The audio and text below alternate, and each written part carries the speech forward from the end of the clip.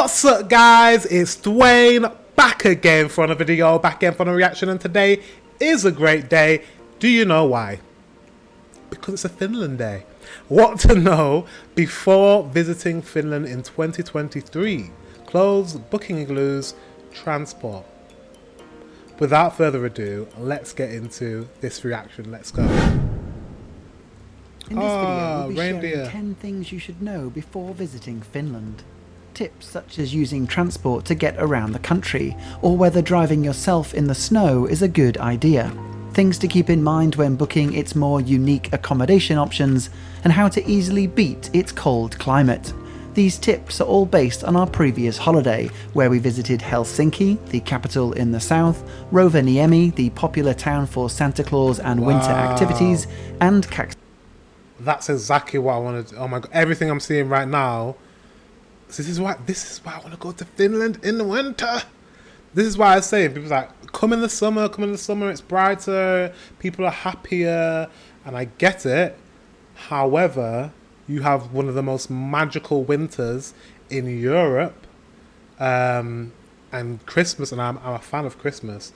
I just really want to come in the winter. I want to get stranded in the snow. I know you're like, why would you want to get stranded in the snow? Do you know what I mean? Like, I don't know. Maybe I'm a bit weird. I don't know. I want to see it.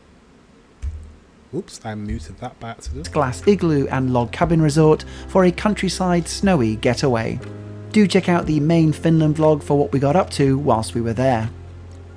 So first, let's discuss some options arriving into Finland and then getting around the country itself.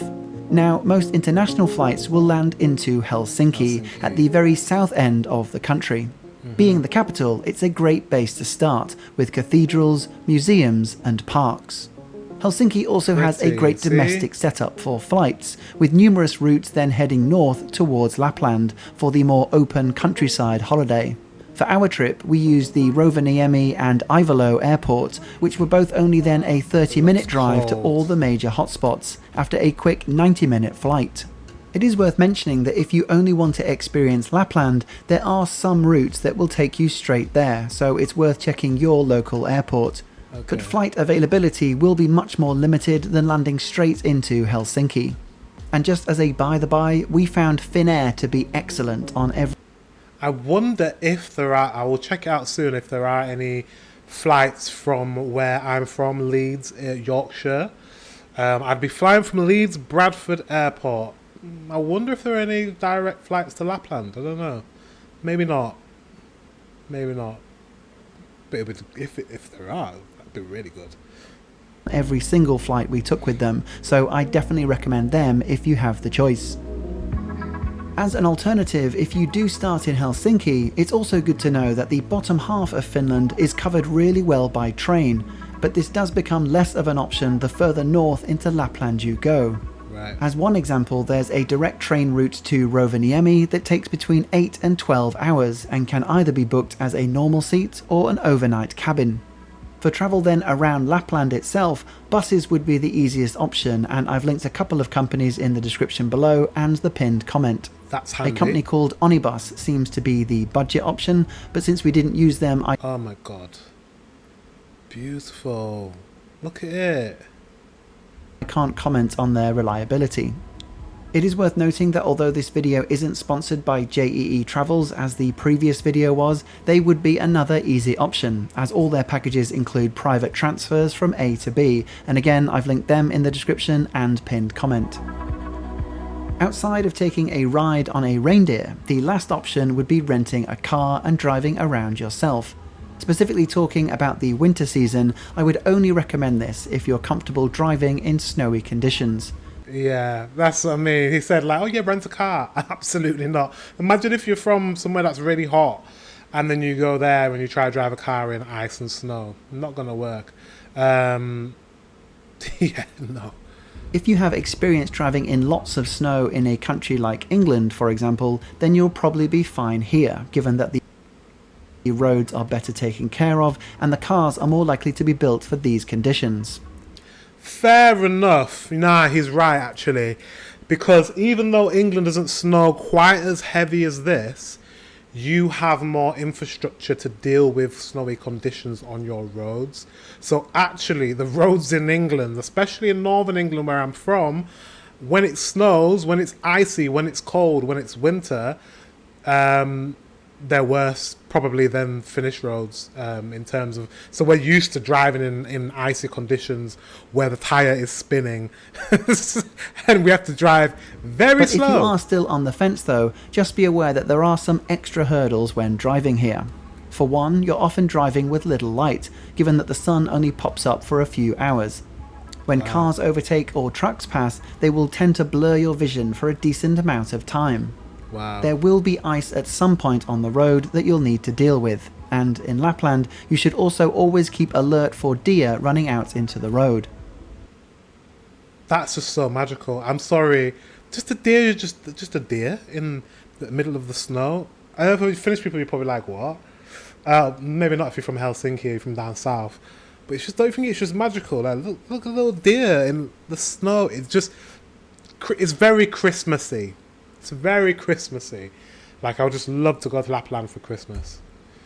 If anyone has driven abroad in Finland, then please do let me know how you found it in the comments, as I'd be really interested to hear. Months to visit. In terms of when to visit Finland, the country can generally be broken down into north and south, so feel free to pause now for an overview. Okay. Okay, so I'm guessing this is not... Whoa. Minus 14 degrees. So, okay, we're in November now. So Helsinki's around... Is that correct at the moment? Is it around 0 degrees at the moment in Helsinki? Should we check? Hey Siri, what's the temperature in Helsinki? In Helsinki, it's minus 10 degrees. It's minus 10 degrees. Whoa. I feel like it's unseasonably cold right now in Helsinki, because this is saying it's supposed to be 0 degrees in November. Minus 10. Are you guys okay? Are you guys okay? Are you okay? I hope you're keeping yourself warm. I hope you're indoors. Like, yeah. Minus 10. Whoa. So this is out of the question, isn't it? I was there, yeah, it's probably about 0 degrees in Helsinki right now. No, minus 10. Minus 10.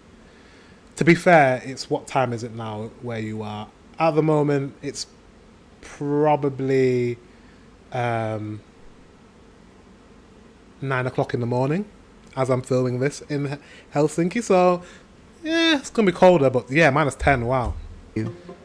But if you're looking for the winter wonderland that we had, Lapland is usually snowy from November to April, and Helsinki from late December to Lapland is usually snowy from November to April, and Helsinki from late December to March. Okay. A high peak for hotel prices is the week that we visited, which was around Christmas and New Year. This is a busy time, as people obviously want to meet Santa while he still suffers a hangover. The key here, though, is that meeting Father Christmas is a year-round activity, so my overall suggestion for a winter holiday would be February or March. The days are longer, so you have more light to enjoy the activities, the snow is still abundant, there's a better chance of seeing the Northern Lights, and Santa will still be there to greet you, whether it's Christmas Day or Valentine's. That then will make June to August the best months for, quote, a summer holiday, and after visiting in the winter, I am now really curious to visit again during that time of year to experience what would undoubtedly be another side of Finland. Mate, so beautiful. I'm sorry. I need to go. It's on my bucket list now. I have to go. Next, accommodation. In our previous vlog, I wasn't able to feature the Helsinki hotel that we stayed in, which was a shame as we really loved it, and I'd really recommend this hotel if you want to be super central. The room was cozy, it had a heated floor in the bathroom, the staff were all great, the breakfast was enjoyable, both by serving good food but also the dining room itself, looking out into the harbour. Big recommendation all round, and the prices start from around €160 for 2 adults with breakfast. Also, on our last night, we had an early flight back to London, and we stayed on the Helsinki airport grounds itself, so a 10-minute walk from baggage claim, starting at around €130.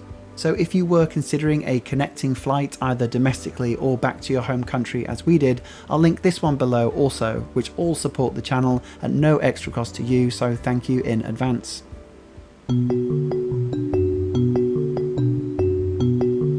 The glass igloo was a bucket list type of accommodation for me and an enjoyable night, even though we didn't get to see the northern lights. That's so cool. Glass igloo.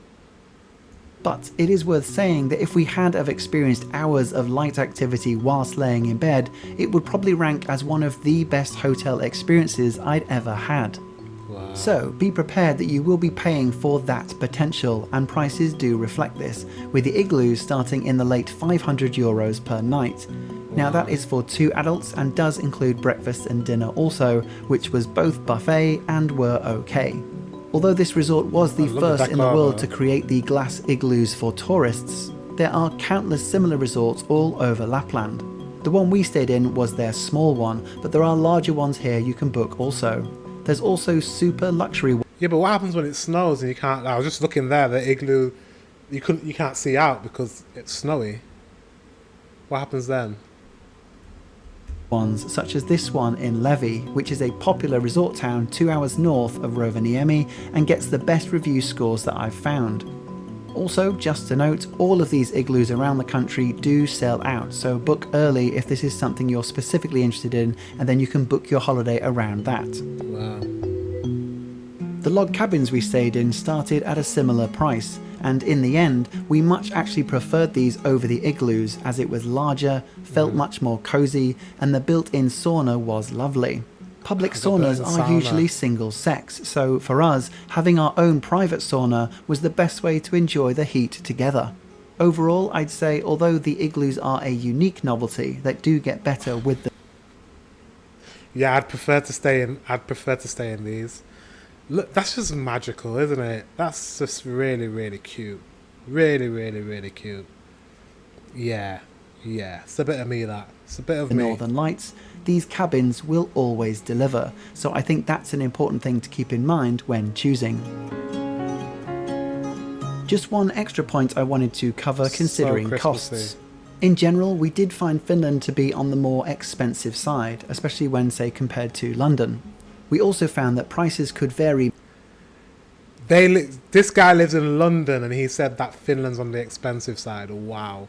And London is hella expensive. So Finland must be must be really expensive. If he's from London and he's saying Finland's... Wow. Vary massively across the country. For example, the starting price for a husky experience at the Santa Claus Village was €40 per adult. That being compared to being 4 times greater at our hotel 2 days later. To be clear though, this isn't a like-for-like comparison. The €40 version was a 10-minute ride next to the busy Santa Claus Village, and the €160 version is a 1-hour ride in a much more open, peaceful countryside location. But my point is, maybe you only want the 10-minute version, so just check your activity options ahead of time and not just being stuck with whatever's in front of you.